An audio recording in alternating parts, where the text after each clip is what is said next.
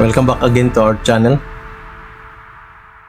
This is the fifth part of our religious discussion. So what is this? It's about my personal religious belief as as a vlogger. Eh.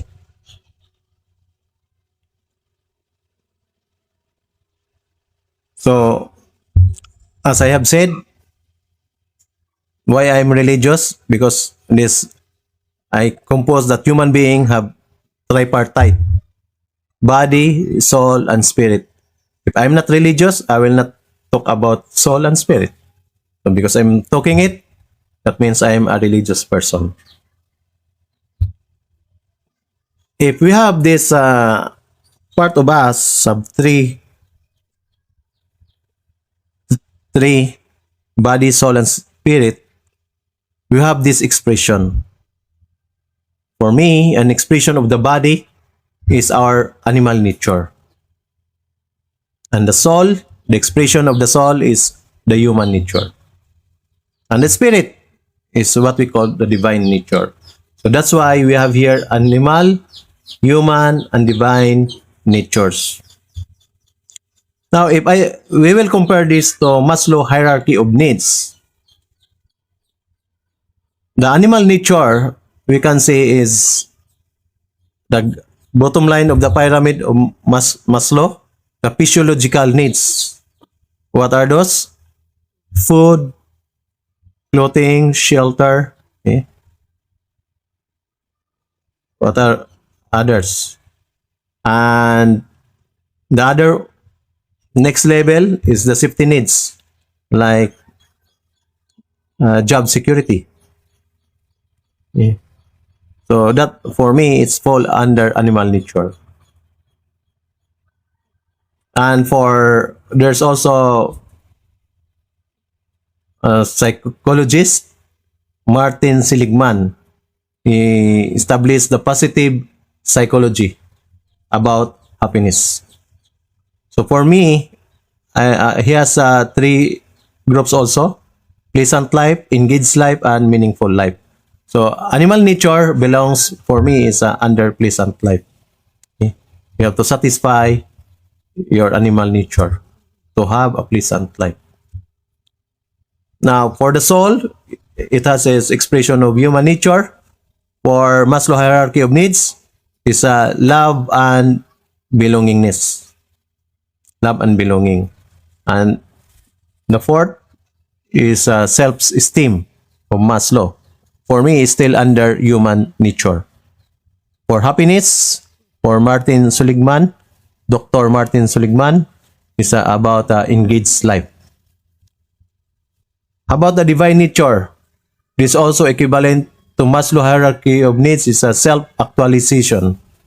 It's the divine nature equivalent. And for happiness, it is equivalent to meaningful life. Now, in my concept, the Maslow hierarchy is needs. He made it in pyramid type. The physiological needs,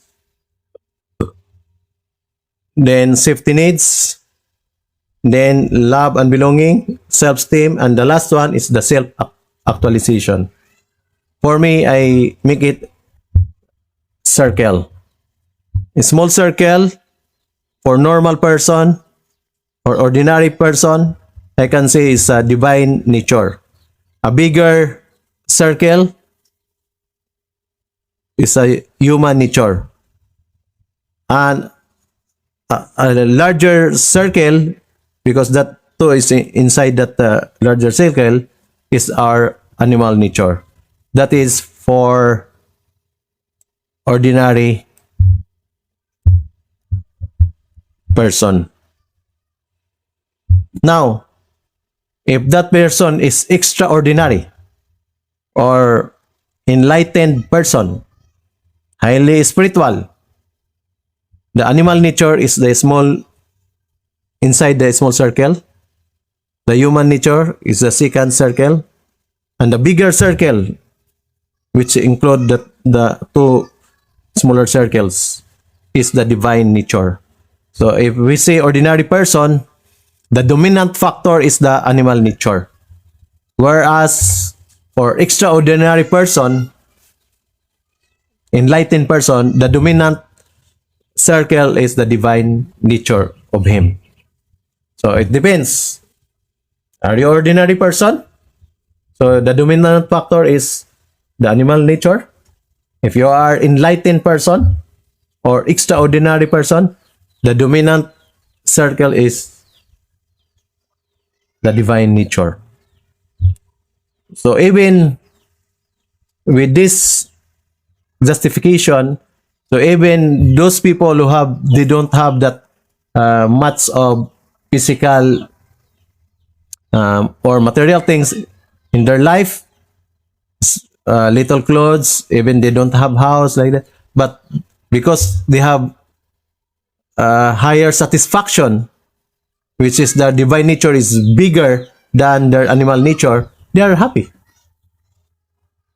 So you can see the difference. There are many people, they have all the material wealth, but they are not happy. Because the dominant is the animal nature. But the other one is spiritual. Even they don't have not that much material things, but he is much, you can see he's more happier. Because the dominant factor is his divine nature. So the primary driving force for ordinary person is the survival mode, and for extraordinary person, driving force is the meaningful life within him. How about my blogs? I made many blogs, these video blogs, including this one. So I can say for animal nature, which is our survival instinct, belongs. Those blogs will be in the food, clothing, shelter, even sex, transportation, and economics. Because the economics for me is a part of our wants, of a part of our survival, animal nature. How about human nature, which is our, we have that we need exploration, adventure, and even seeking. So for my blogs is those are involved in the mental, emotional, social, body and mind blogs, talking about the sciences and politics. Those under category of human nature on my blogs. And if my blogs belong to philosophy and religion, this is part of the divine nature within us. More on seeking. Now, in terms of human welfare and human well-being, animal nature, human welfare is our human welfare is to satisfy our animal nature. How about human welfare? How about human nature, which is mental, emotional, social, body and mind, education, science, politics, and arts? It is a combination of human welfare and human well-being. But for divine nature, it is in the seeking mode, it's purely on human well-being. So you can see poor people, or I mean in the yogi, they don't have much of material wealth, but they are, you can see their lives is balanced. So they have more on human well-being. Even their welfare, human welfare is less. So philosophy and religion belong to divine nature in us. And that's all for my last vlog on religion. Thank you, my friend, for listening. See you in our next video.